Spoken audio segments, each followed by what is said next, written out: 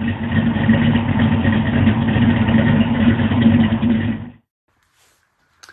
guys, this is Brent with Lykins Motorsports. This is a 464 cubic inch cleaver. So Windsor block, Cleveland heads. You've seen us kind of chip away at this over the past year and a half, and we're going to chip some more. So the heads are assembled, the crank and the cam are in the block. Timing sets on there, everything's torqued, ready to go. Where I left off is I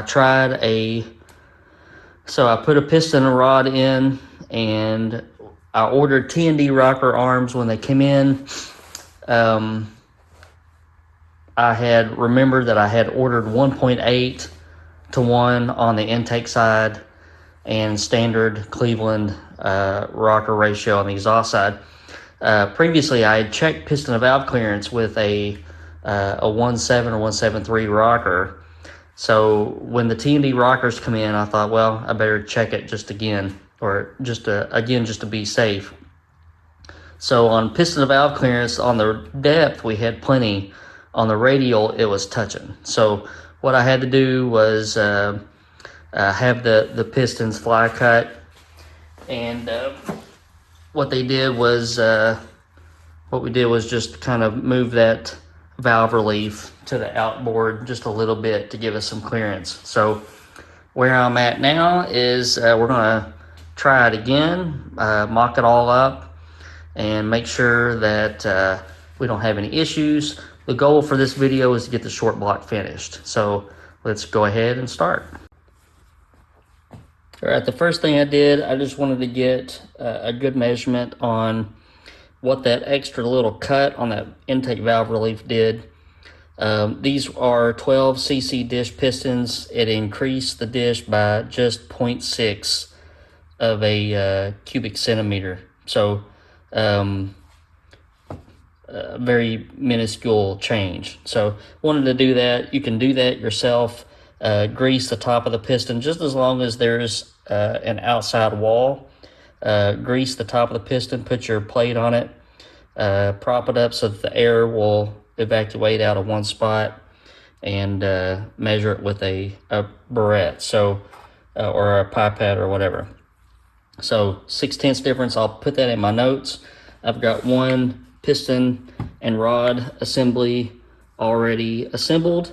Got the oil rail support already on there. The little bump goes to the bottom, goes in the wrist pin bore so that it can't rotate, and then you just start stacking the rings in there. I'm going to get my rings on and my bearings in. We'll get this piston knocked in. All right, we've got our cylinder head on, clay on the piston, our sub plate down for our T&D rockers. We've got our intake rocker arm on, and a real push rod. And we're just going to roll this thing over very slowly and see if we can get a good contact on that piston clay.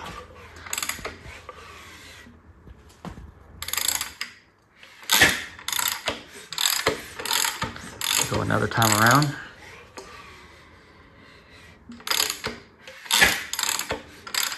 Hear that valve sucking open. All right, so that took about 10 minutes to put together and a 30-second test, and then now we get to take it all back apart. All right, so here's the results. I'm gonna see if I can get you in here close. You can see the edge of the valve right there, and there's the edge of the valve relief. So I'll measure it here in a second, but we are in focus, camera, focus. We're in good shape there. So now I am cleared to knock the rest of the pistons and rods in. First, I have to assemble them. All right, so moving onward, pistons 1 through 4 are installed. It's taken me a little bit longer than normal. I have to deburr this edge that was left by the mill. And then the locks are just a little bit more harder than normal. just because they're so far down in there. So usually I can snap those in a heartbeat, but these take a little bit longer to get in there. Plus the oil support rails and everything else. So it's a little bit longer process, but we're getting ready to roll it over and start on cylinder number 5. All right, we have an assembled short block. All those shiny Racetech pistons looking up at us. So it's Friday. I'm gonna go ahead and call it a day, and tomorrow morning we'll go through and torque all the rod bolts and make sure the stretch on those is okay, and then we'll get our timing cover and maybe our harmonic balancer on, oil pump, pickup, oil pan. So we'll see what we get done tomorrow. I'll jump in here and say I got a little bit ahead of myself. I like going through and just running all the bolts out and re-coating everything with the lubricant on the threads, especially under the heads. You really don't want anything fighting you as you're trying to get a good torque number. So I'll run all these out and lube them up real good, screw them back in, and then proceed with the torque specs. Here is the torque specs for our Molnar rods. These bolts are 7/16 by 1/600, 30 pound-feet, 60 degrees, and we're going to stretch them 6 thousandths to 6 thousandths and 4/10. For these rods, you need a specialized torque wrench, one that can do degrees,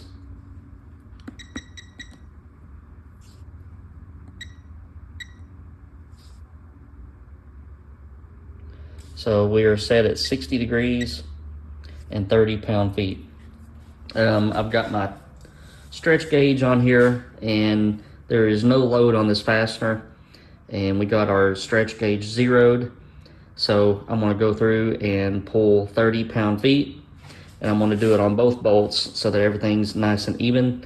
30 pound-feet, 60 degrees, and then I'll come back and check this bolt right here and make sure that these specs are good to stretch these bolts the specified distance. So these are ARP 2000 bolts. They give you a torque angle spec, but I know from experience that when you torque these, my torque wrench, when you pull the torque on it, it'll show how much you pulled in pound-feet, and I'm getting about 86 and 88 on these guys, which is what I normally see, so we're in good shape. We are showing 6.5 tenths on the stretch, so there is a little bit of wiggle room on these gauges. I can, you can see it move right there.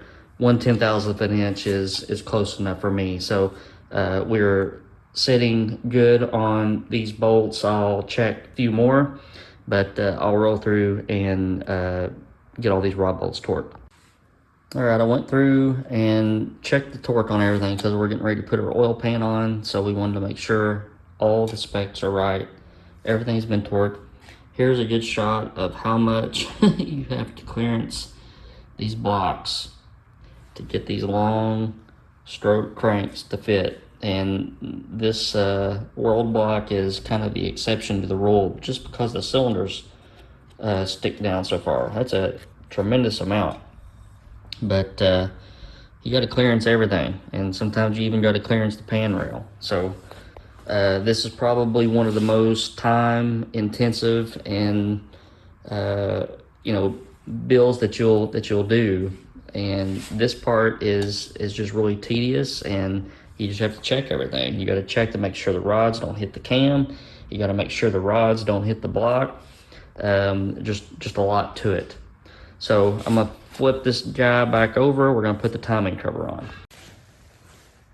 All right, we got our new timing cover on, and I like using these cover install tools. This one does it without the seal in there, so you can look and see that the gap is all the way, or the same all the way around.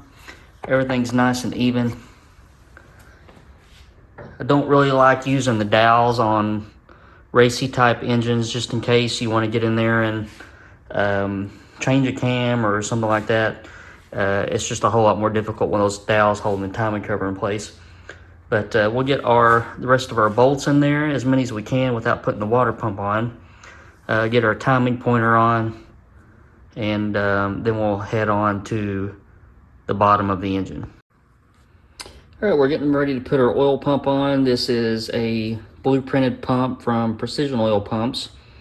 The race pumps have the shaft support in the cover there, which is nice. It's got an adjustable, really easy and quick adjustable relief spring, and went ahead and changed that out. Talked to Doug at Precision Oil Pumps yesterday. We went over the purpose of the engine, and I went ahead and changed springs. But we're going to get this bolted to the engine and proceed on with our oil pan installation. All right, we got our pump mounted. Before you get carried away with this stuff, I would always suggest rolling the engine over. I have had situations where the counterweight touched the oil pump on some of this longer stroke stuff, so you want to check that out. Also check that your pump shaft isn't falling out of the pump and it's not bottoming out on the bottom of the block either.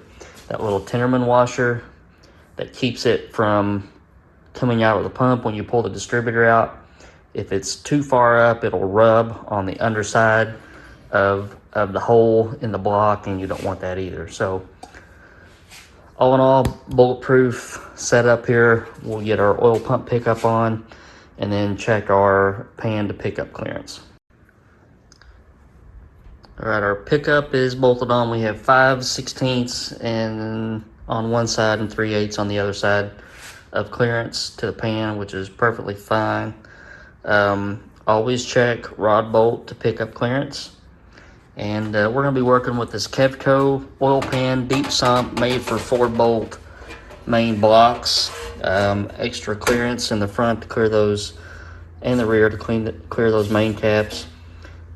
The only tricky part is you got these plugs to access these bolt holes for the back bolts here. So that can prove to be tricky sometimes. You got to use a socket head bolt. We're going to get this pan laid on the block, make sure that we don't have any contact between our rods or our counterweights and this pan scrape or crank scraper, and see if that works. And we got our gasket glued down to the block, and we're going to put another layer of silicone down on the gasket. I don't use the end gaskets that come with the gasket kit. I just run a bead of silicone, and you don't have to mess with those things trying to pop out of the grooves and all that stuff. So one last look around before we put the pan on. All the caps are on the correct way. Pickup bolts are tight. Oil pump bolts are tight. All the mains and the rods have been retorqued, so we are in good shape. Oil pan is on, and it only took me an hour and a half to do it. I've struggled with this oil pan, so hopefully it doesn't have to come back off. Had to open up a bunch of holes, elongate some holes.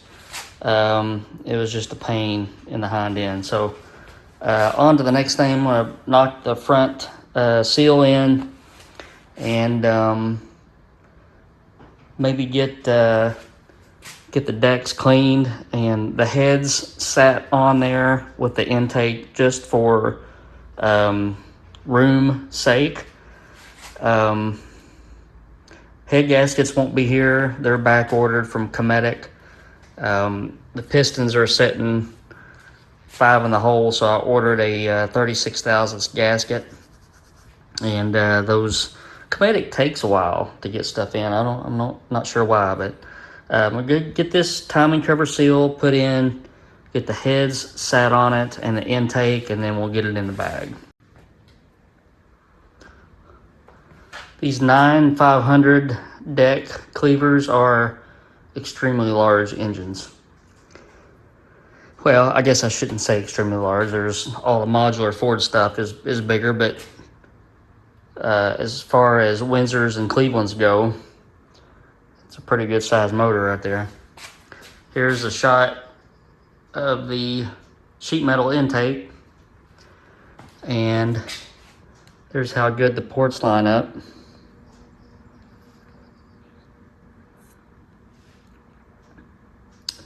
So we're well underway, just waiting on, let's see, the balancer, harmonic balancer will get here today.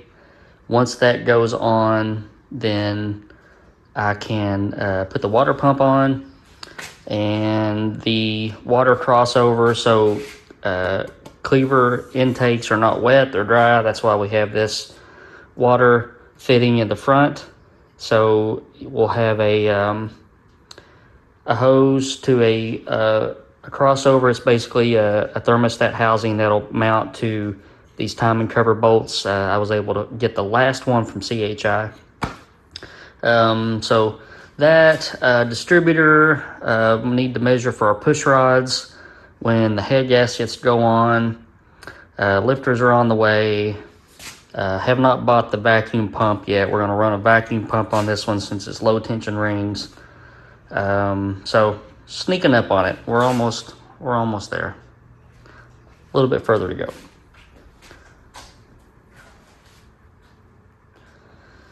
All right, guys, that'll be it for this video.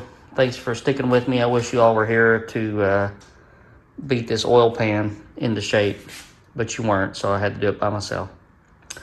Oh well. Talk to you guys later. Hope you're having a good week. I may put some FE power FE heads together tomorrow, so I may show that if I do decide to do that. If not, you don't hear from me again. Have a good weekend.